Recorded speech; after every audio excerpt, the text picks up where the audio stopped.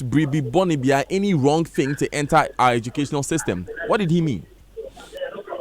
Well, I think in the last week, and as I say, good morning to your listeners. There's been talk. There's been talk about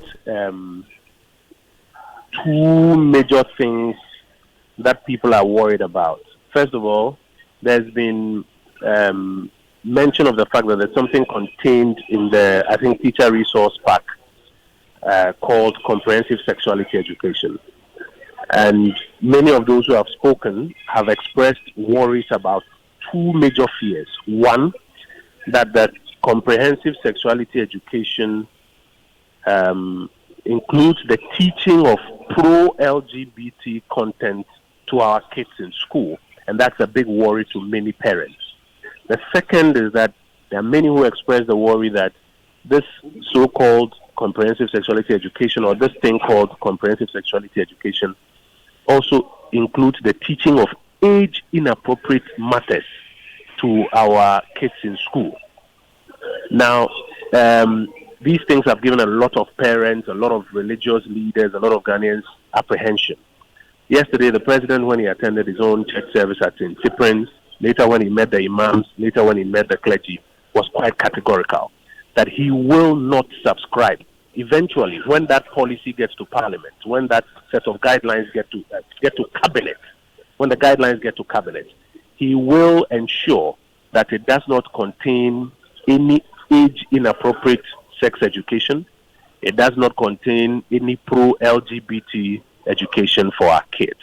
And I think that what he has done is to address what goes to the heart of the issue that many people are worried about. That first of all, this set of guidelines will come to his cabinet for approval. And when it comes to his cabinet for approval, he will make sure that it doesn't contain anything untoward. By that meaning, what people are worried about, this age-inappropriate sex education or pro-LGBTQ content. So this set of guidelines, has it gotten to cabinet yet? No, it will come to cabinet. As I think has been explained by the Minister for Education, the NACA boss and all others. They are working on what is now in the public domain, which is a draft. They have expressed their views on it. It will come to cabinet, and cabinet will have an opportunity to approve that set of guidelines. And that's what the president is giving commitment to, that the guidelines that will be approved will not contain any of the things that people fear. And he explained the background and the reasons that he will not subscribe to any such thing. Now, Mr. Oponkrumah, over the weekend when the education minister was speaking at the World Teachers' Day in Kumasi, he stated that cabinet did not approve these CSE guidelines. Yes, he was referring to the first time that he presented it to cabinet. And the president mentioned it as well yesterday, that the final version will be approved by cabinet. If you follow how cabinet works, when you're making a policy or you're doing something in your ministry, yes, you submit it to cabinet. There are times when it will be sent back or asked that you go and do a revision, go and do the necessary corrections over a period before the final version is approved. Then very often you realize that when cabinet approves something, during our press briefings, we will say cabinet has approved X or Y or Z.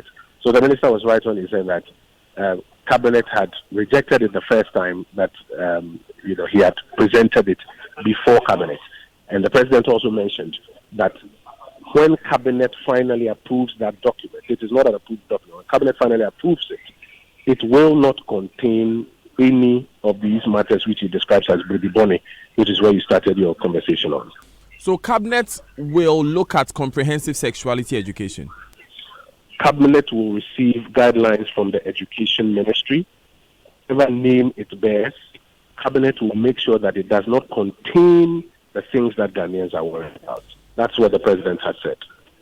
Okay, Ike from Ajirigano sent a message on this one, and he says that I'm curious, if Canada and South Africa wants the whole CSE removed, why would we maintain parts of it? Because that is what I hear all the spokespersons saying. My opinion will be to maintain and improve what we already have to teach our children in schools. This opinion has been shared on several occasions by several persons I have engaged. Mr. Oponkrumah. I don't get your question exactly. A curious question from Ajirigano. She sent in this message. She says that in her opinion, CSE should be scrapped totally. It's not just retrofitted to our system, if I can use that expression. Well, I have not said it's going to be retrofitted to our system. I've never said that. What I've said is that the Education Ministry will submit guidelines to Cabinet, whatever name it bears. The critical thing will be to ensure that the content, as the President mentioned, the content is content that we are comfortable with as a country. That's what the President has committed to. So when it is submitted to Cabinet, I don't know what name it will be bearing.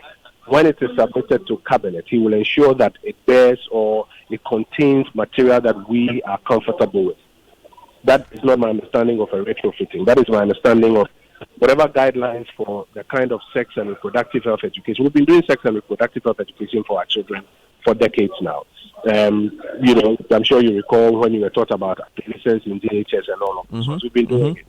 Now, if there is an interest to review it, that guideline will come to Cabinet. So when that guideline comes to Cabinet, the things that we all fear, what the President has committed to is to ensure that those things will not find expression in whatever potential reviews they may intend to make. And that's a commitment of the President. Mr. Bonkoma, the chairman of the Ghana Pentecostal and Charismatic Council was there when the President spoke, and this was his understanding of what the President said. So I'm going to play this very quickly and then come for us to come back to. Thank you. And you're not doing it, and you're the policy. It is not happening. So we trust our President. Cease fire.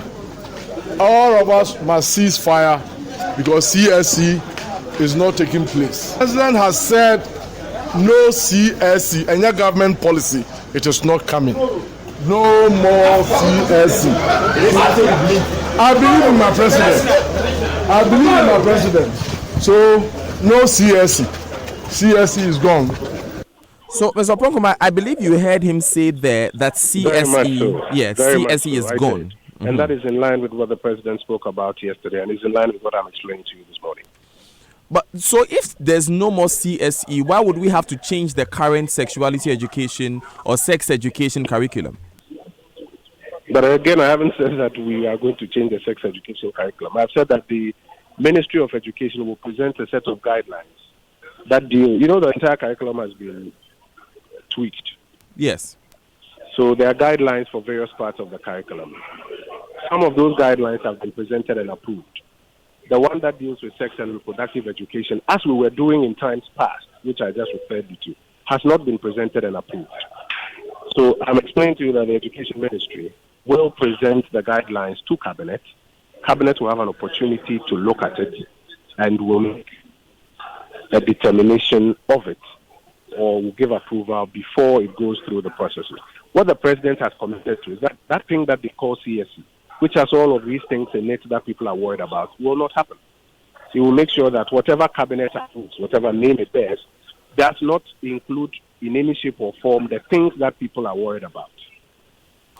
So I have a texter asking me a question. I think you will be better placed to answer it. He says, Daniel, what is giving rise to the change for which we need some guidelines to be approved? I think we have to see, because the entire curriculum has been amended. So a lot of the subjects that we were being taught already, they have been tweaked. There are things like, I think about road safety, about climate change, etc., that are all a part of this new thing that they are rolling out as part of the curriculum. They will bring the guidelines, and we'll all have an opportunity to see what the final guidelines contain. And I think the President's commitment is quite clear. He's a man we can take on his word. His commitment is quite clear, that the things that everybody is worried about are not even in his contemplation. His Cabinet will not approve any such thing. And I think he's been quite clear with that. So I think at this stage, like you heard the moderator, I'm not sure if he's the moderator. No, he's the chairman for GPCC. He's also the head of the Assemblies of God Church. Exactly. I think like you heard him say, he says ceasefire, let them prepare the guidelines and take it to Cabinet and let's see what Cabinet approves in the end. But there are aspects of the old curriculum which are being maintained here, right? Old general curriculum? Yes, general curriculum. Oh, of course, because there are aspects of education that don't change. So have we asked the Education Ministry what is occasioning the change in the guidelines for teaching of sexuality in schools? Oh, I have answered that already. I've explained that the general curriculum is what is being tweaked. Tweaking essentially means that there will be some parts of the old that stay, and there may be some new things that they may introduce. But it is done subject by subject, and each subject has its guidelines that are approved. The ones that have been approved so far, I'm not sure you've heard anybody complain about it. This particular one you are talking about does not have approved guidelines. It is only when they bring guidelines which are then approved that you find it translate into what will go into the classrooms. And at this stage, Cabinet has not approved any such guidelines. And like the General Overseer that you just spoke to, and like all of us is saying, like the President is saying, let the Education Ministry submit its guidelines to Cabinet. Cabinet will look at it and make sure that there is no content that goes against the values and the norms of our society. And then they will see to approve what is relevant. If it turns out that what will be approved literally will be a repetition of the old one, that will be the approved guidelines. If it turns out that, for example, they are going to tweak a thing or two, which still does not infringe on any of our cultural or normative values, that will be the approved guideline. But let them do the work, and then we have an opportunity to examine the finished work. There seems to be a question about the name CSE. And I said there seems to be a question about the name CSE. You heard Reverend Professor Frimpong Manso refer to it. I'm guessing a number of listeners talk about it. Are we saying goodbye to that name, CSE? I don't know the name that Education Ministry will put on the guidelines that they will bring to Cabinet. They haven't brought it.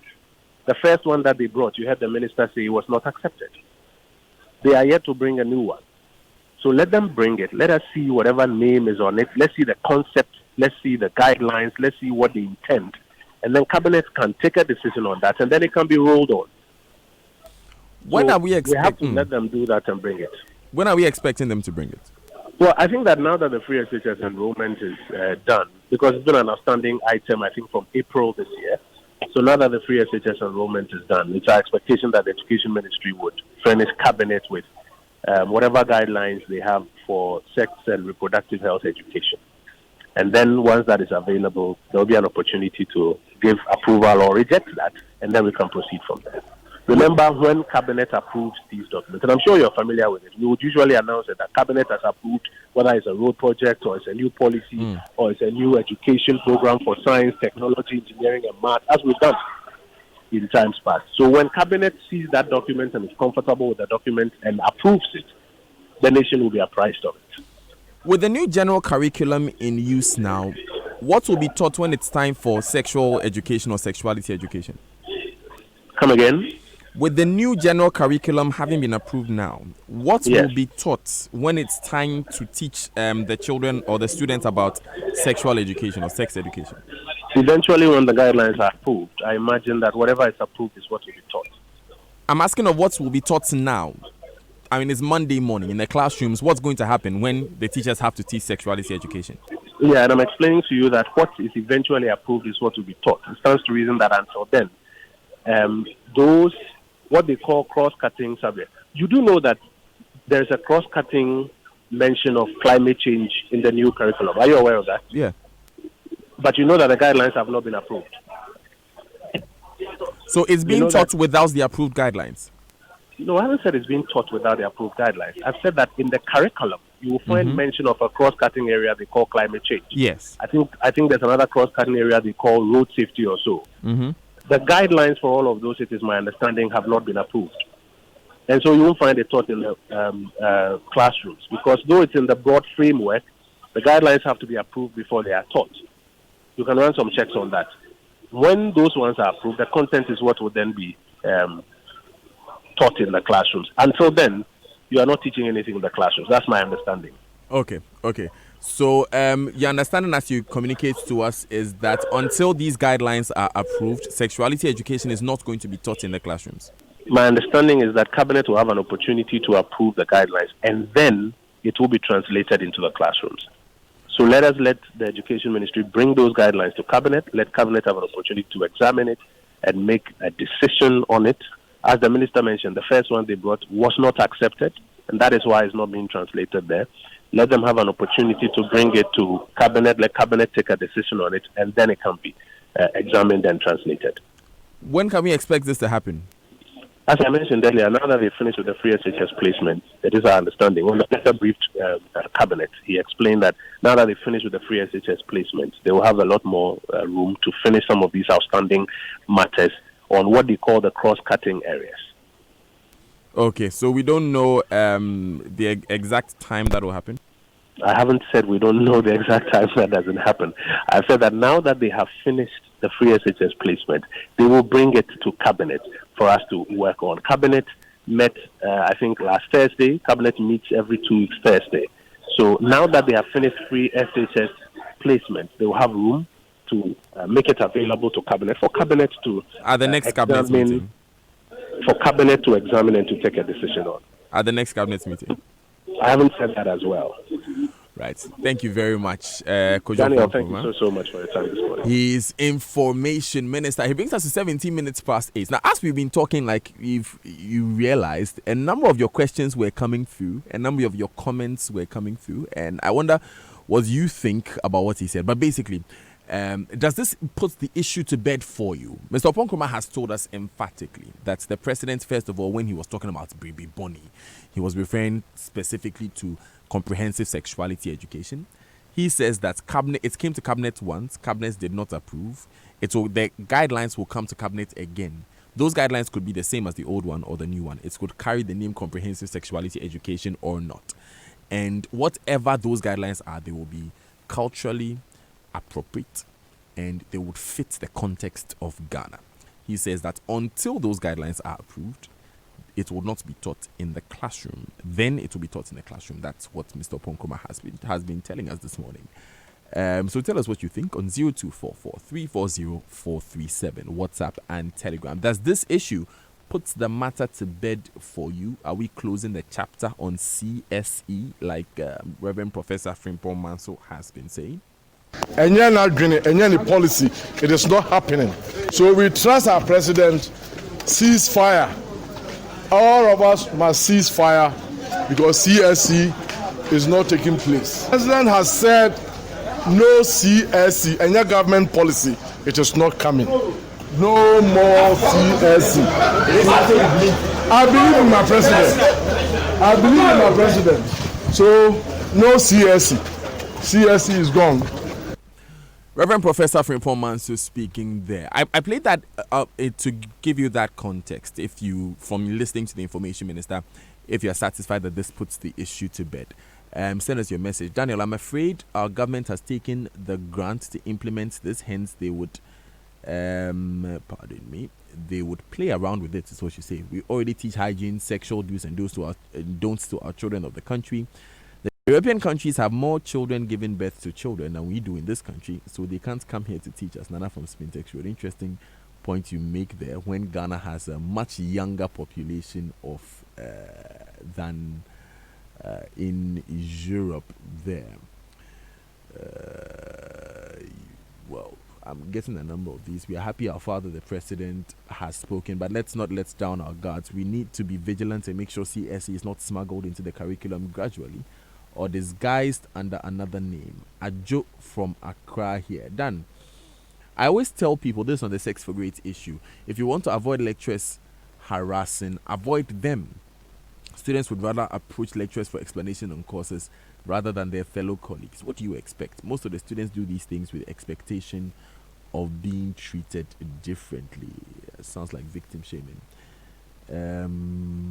Make CSE an optional course in school for students to choose whether to join that class or not. Interesting option, Marcosby Anthony. It's 20 minutes past 8. Your messages are coming in by the draw, so we'll go through a number of them and then we'll open the phone lines a little later on in the show. However, now we'll take just a few messages. When we come back, we touch base with Komla. Komla is currently with the law students who are demonstrating for a number of reforms in legal education. This comes after only 128 out of 1,820 students were passed in the Ghana Law School admission exam. You want to stay with us? We'll hear what is happening after this. When times are hard, when you're stressed.